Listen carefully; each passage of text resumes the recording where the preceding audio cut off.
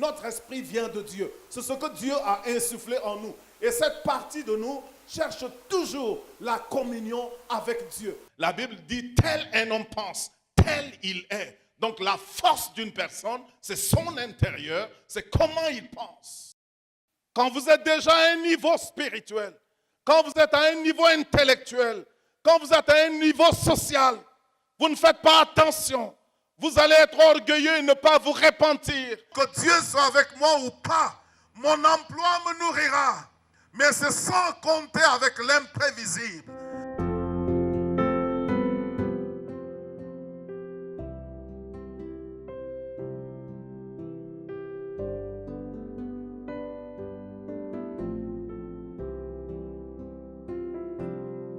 Lorsque Dieu a appelé Abraham, toujours dans Genèse 12, Dieu lui dit, je rendrai ton nom grand. Je rendrai ton nom. Dans Genèse, nous avons l'histoire du sang. Dans Genèse, nous avons l'histoire du nom. Le nom représente ou bien personnifie, je ne sais que dire, ton caractère. Les gens associent ton caractère à ton nom. Et cela peut te valoir des titres. C'est comme ça que Jésus a eu le titre Christ. Christ, c'est un titre. Ce n'est pas le nom de Jésus, mais après, c'est devenu comme son nom. Mais ton nom, c'est ton caractère. Le nom Jésus veut dire Yahweh sauve, Yeshua. Jéhovah sauve. Le nom représente ton identité, ton caractère. Quand on te dit David, on dit le roi ou le voleur. Et pour qu'on te dissocie mieux, si on dit le roi, d'accord. Le voleur, le truand, le menteur. La prostituée. Et ainsi de suite.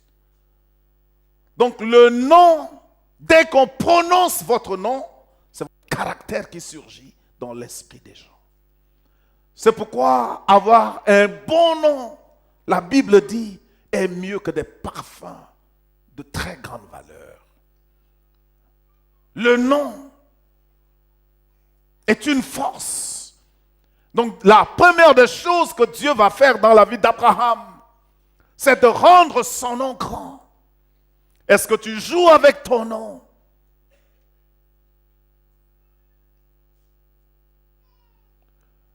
Parce que ton caractère va se retrouver dans ton nom. Caractère et nom vont ensemble. En deux, ton nom représente ton accomplissement, ce que tu as accompli. Aujourd'hui, il peut y avoir beaucoup de débits dans le monde. Il y a des Américains qui s'appellent Déby avec IE à la fin. Mais quand on dit ici au Tchad, les gens pensent que les joueurs de football sont très connus et tout ça. Mais quand, même dans mon village, quand vous dites Déby, même les gens qui n'ont pas été à l'école savent de qui vous parlez. Ils ne vous demandent plus d'informations. Ils n'ont pas besoin de hypno devant. Non. Quand tu dis Déby, c'est tout. Parce que Idriss Déby a dominé le nom Déby par son accomplissement et le rang qu'il a atteint. Et tous les autres Débys sont engloutis.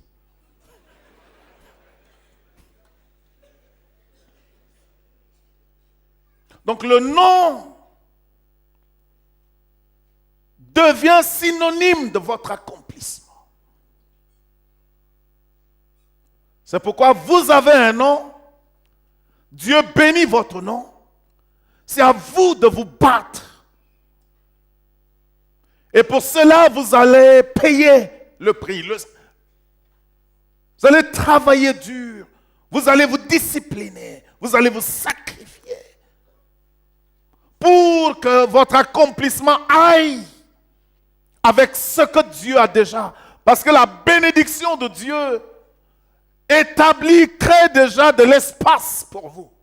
Quitte à vous de trimer, de vous battre pour atteindre cela.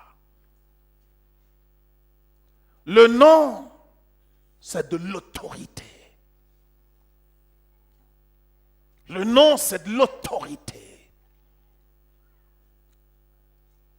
Dans Romains, Marc 16, 17. Jésus a dit, en mon nom, vous chasserez les démons. Vous imposerez les mains aux malades seront guéris.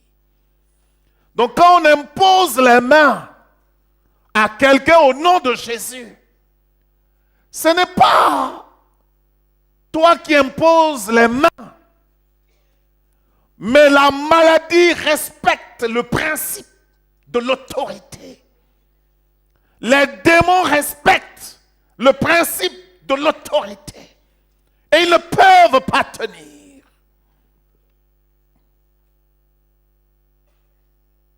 Le nom, c'est de l'autorité. C'est pour ça que Pierre a dit, nous n'avons pas l'or à te donner. Nous n'avons pas l'argent à te donner. Mais au nom de Jésus-Christ, lève-toi et marche. La Bible dit, Pierre le tenant par la main, le fait bondir. Le nom, c'est l'autorité. Les gens voulaient savoir de quelle autorité Jésus parlait. Les gens disent, mais nous savons, tel sort de telle école, tel à tel maître. Dis-nous, sous quelle autorité tu travailles. Jésus a envoyé ses disciples quelque part. Il dit, allez prendre l'anneau qui est là. Détachez l'anneau. Si quelqu'un vous pose la question, dites-lui, le maître en a besoin. C'est tout. Un pasteur partait quelque part, quittait les États-Unis pour l'Afrique. Son grand-père a travaillé en Afrique, dans cette partie du monde, de l'Afrique. Il avait 20 ans, le pasteur. Sans argent. Son père lui dit, je n'ai pas d'argent à te donner. Mais ton grand-père a laissé un bon nom là-bas. Va, ce nom va t'ouvrir la porte. Le pasteur a quitté les États-Unis. Aujourd'hui, il fait des exploits en Afrique à cause du nom de son grand-père. Le nom, c'est de l'autorité. Le nom, c'est de l'autorité. Le nom, c'est de l'autorité. Vous voyez, quand quelqu'un, je ne sais pas comment les gens respectent les cartes de visite aujourd'hui, je ne sais pas.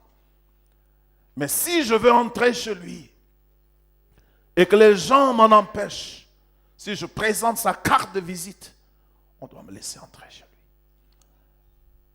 Parce qu'il y a quelque chose qui le qualifie de venir là. Jésus a dit en mon nom, dans Jean chapitre 16, versets 23 et 24. Il dit, jusque-là, vous n'avez rien demandé. Mais tout ce que vous demanderez à mon Père, en mon nom, le Père va respecter cela. Que ce soit à l'instant ou à l'instant que le Père décidera. Mais le Père sera contraint de faire cette chose. Non à cause de vous, mais à cause de moi, Jésus. Donc Dieu lui-même respecte l'autorité investie dans le nom de Jésus. Et ce nom, il ne l'a pas eu gratuitement. La Bible dit, il s'est dépouillé de tout. Il s'est humilié, sans craindre la mort, Et il a accepté tout cela. Et la Bible dit, c'est pourquoi. C'est pourquoi. Donc il a accompli quelque chose et il a été qualifié d'avoir un tel nom. C'est pourquoi Dieu l'a souverainement élevé et lui a donné le nom qui est au-dessus de tout nom, afin qu'au nom de Jésus, tout genou fléchisse dans les cieux, sur la terre et sous la terre. L'autorité est investie dans le nom de Jésus. Je lisais un livre écrit par un Américain cette semaine, parlant de secrets des puissances des ténèbres. Un livre de délivrance. Et il a raconté son expérience. Dans la ville de Benin City au Nigeria, les mystiques se sont retrouvés au bord du fleuve. C'est quelqu'un qui était parmi les mystiques là, qui est converti et qui raconte son histoire. Ils se sont retrouvés habillés d'une certaine manière. Mais les pouvoirs mystiques qu'ils avaient les rendaient invisibles. Ils étaient là au bord du fleuve, assis en réunion, venus de tous les pays. Bon, pas de tous les pays, mais de plusieurs pays. Mais personne ne les voyait physiquement. Pendant qu'ils y étaient, ils ont vu un chrétien qui est venu en train de prier et de marcher au bord, à la plage. Il dit, le chrétien là parlait, priait et il a piétiné l'un d'eux. Sans le savoir, ils ont décidé de lui donner une correction. Que l'un d'eux s'est levé à donner une gifle, poigne au chrétien. Le chrétien sentait de vertige, mais quand il sentait de vertige, il a crié Jesus, il a crié Jésus. Il dit en une fraction de seconde, une lumière comme un éclair est sortie de la bouche de ce monsieur, montait au ciel et revenait séparés en nombre et les poursuivait et ils ont tous pris la fuite. Il dit en une fraction de seconde.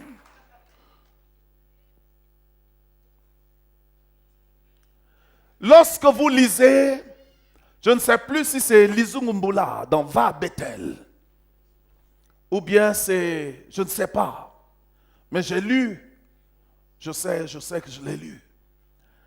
Donc un sataniste est impliqué dans le satanisme sans qu'on le sache. Bon, pensant qu'il servait Dieu. Et on l'a entraîné là. Et toutes les fois qu'il posait des questions, c'était des réponses philosophiques qu'on lui donnait. Et un jour, et Satan était le maître, et eux, ils se croyaient tout puissants. Je crois que c'est dans Va à Bethel qu'ils poussent le Scooby-Doo.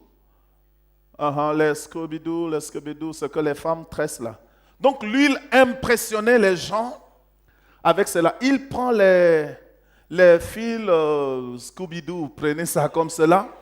Et il venait là où il y a les gens, c'est comme des fils plus fins que ceci. Il pousse la voiture avec ça.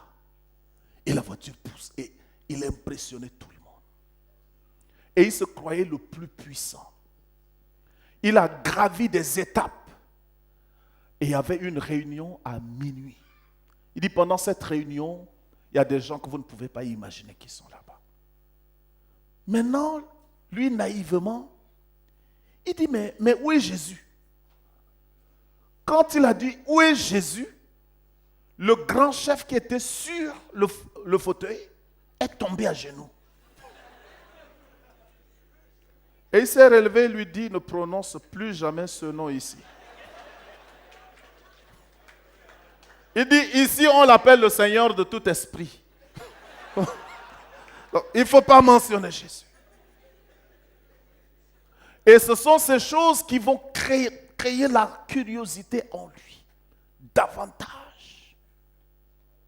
C'est quelqu'un qui a atteint un niveau très fort. Pendant 7 ans, il ne mangeait pas la nourriture normale. Il mangeait au cimetière. 7 ans. Et il dit, il a raconté des choses que vous pouvez dire c'est vrai ou pas vrai, c'est à vous. Mais qu'au cimetière, il y a l'ambiance là-bas, on ne peut pas imaginer.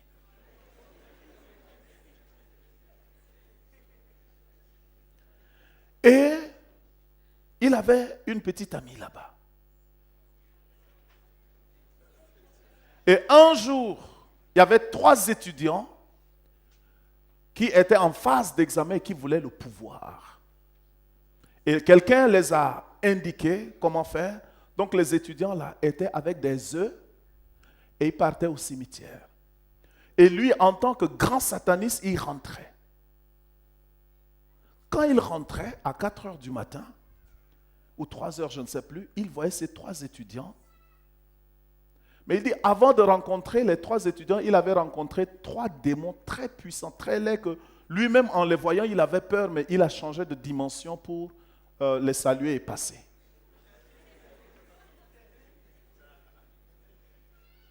Non, les satanistes parlent de loge. Hein. Il y en a qui grandissent vraiment, qui mangent avec Satan. Donc, quand il est passé, il a vu ces 3 démons et il a rencontré les 3 étudiants.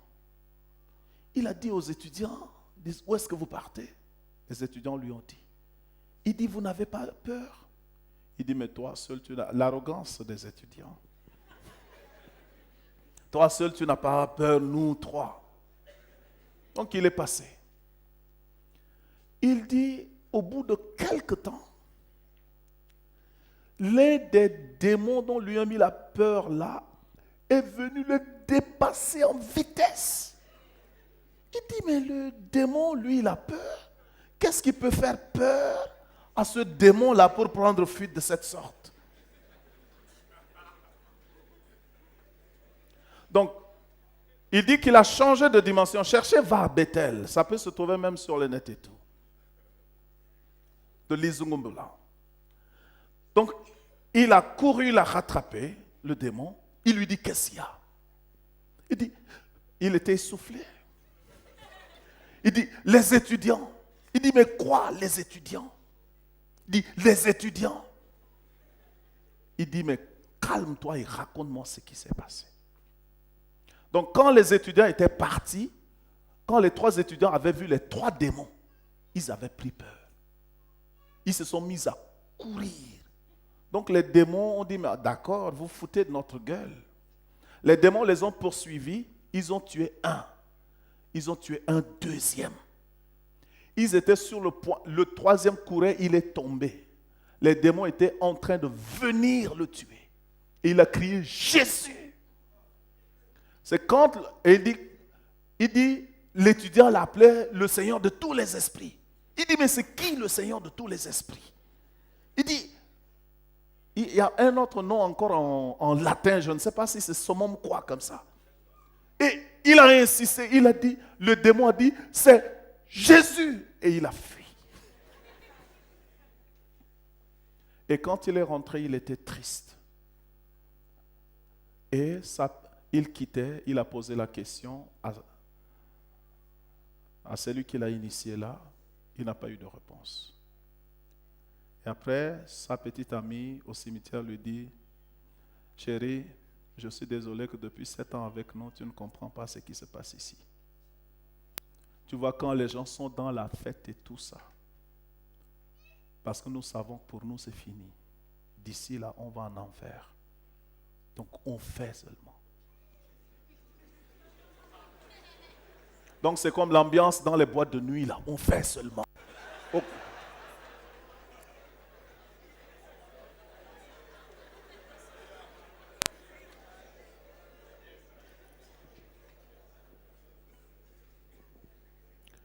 Il lui dit, quand un vrai chrétien meurt, son âme ne vient pas ici.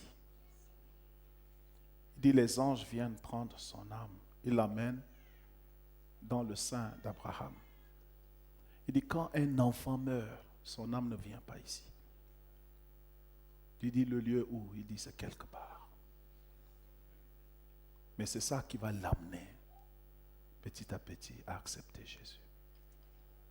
Et quand il a accepté Jésus, on lui a dit, tu dois choisir 3 sortes de morts. Comme tu abandonnes la magie, tu dois mourir. Et lui, il a choisi de mourir dans le sommeil. Il va dormir ne pas se réveiller. Il est parti trouver son pasteur et le pasteur a dit, si Jésus veut, tu mourras.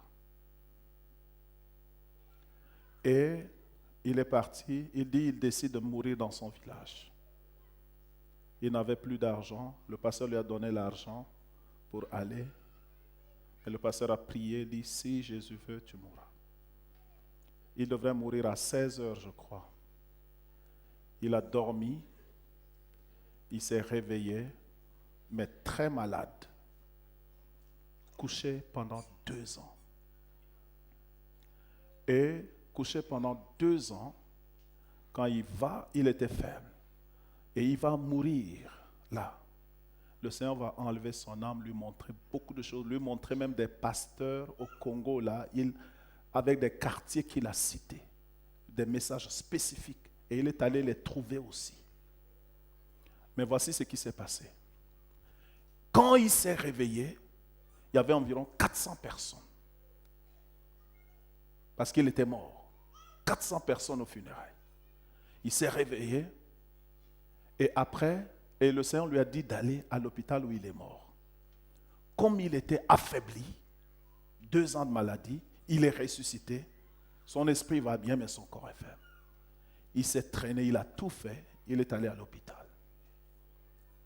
Tous les gens le suivaient et arrivé à l'hôpital, il a crié « Jésus est vivant !»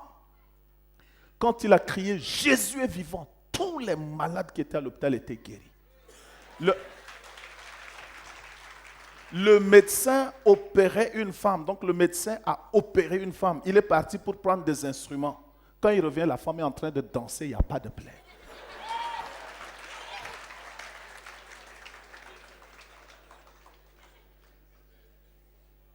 Ce n'est pas un rêve que je vous raconte.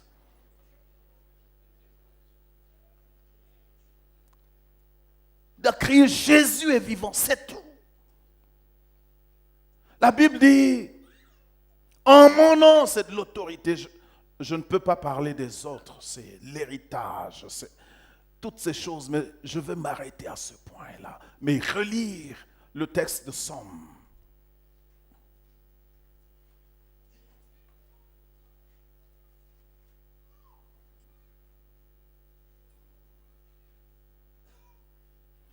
Verset 7.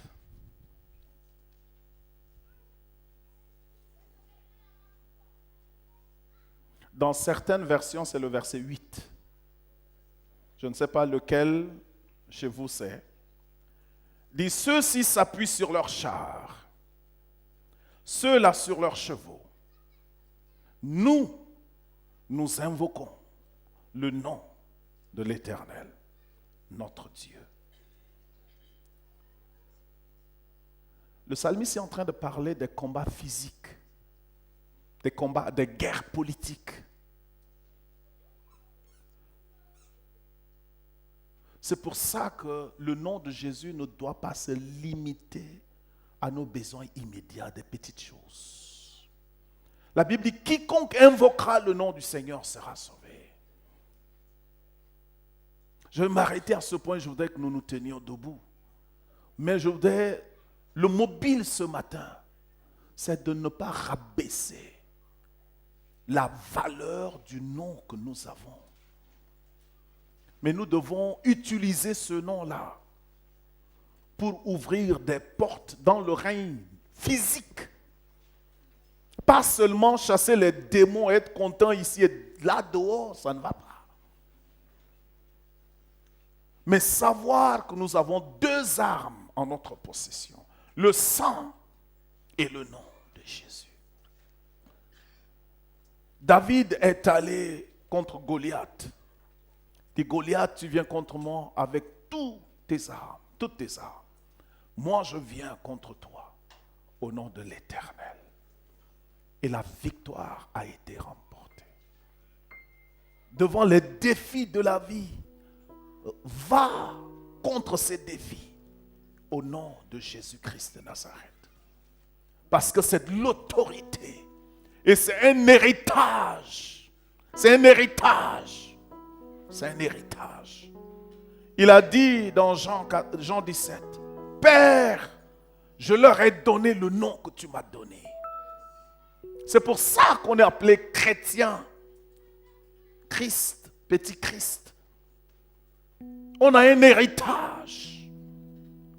On revendique des choses. On revendique notre héritage.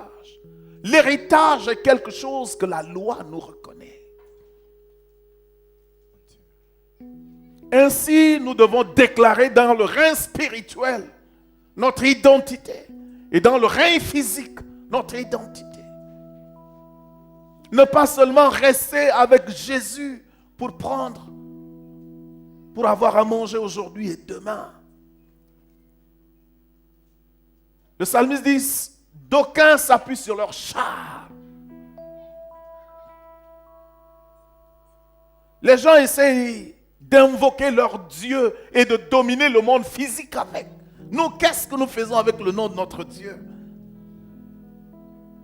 Il nous a donné la responsabilité de la société.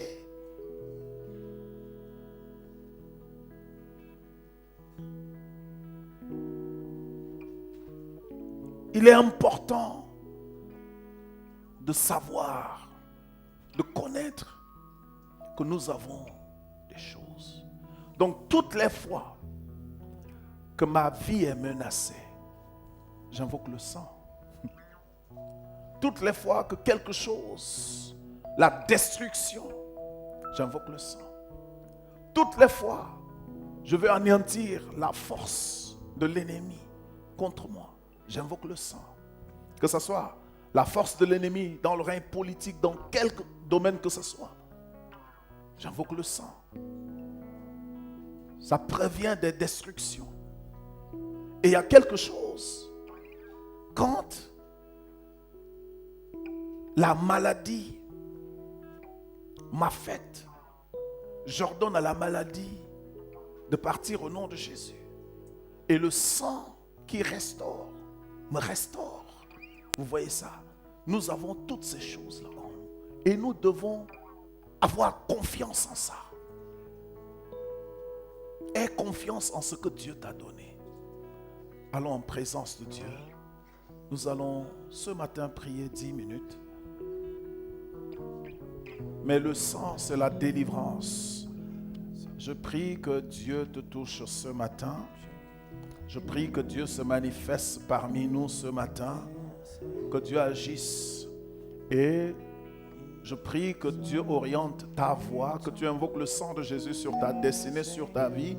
Que les cordons spirituels, que les barrières spirituelles soient brisées au nom de Jésus. Que les cordes placées sur ton chemin soient anéanties. Utilise le nom de Jésus pour que les barrières s'écroulent. Utilise le nom de Jésus pour que les ennemis relâchent tout ce qui t'appartient. Utilise le nom de Jésus comme le nom de l'autorité pour dire que des portes vont s'ouvrir. Et quand tu arrives quelque part, tu arrives avec autorité. Ce n'est pas une autorité que tu forges sur ton visage, mais rien que ta présence doit exhiber cette autorité aussi simplement que possible. Tu dois avoir de la présence là où tu vas, parce que le nom du Seigneur est sur toi. Dieu a besoin d'une armée pour conquérir les choses. Nous avons assez parlé, nous avons assez pris autorité, mais cette autorité doit aller au-delà de nos maisons, au-delà de nos maisons, au-delà de nos familles.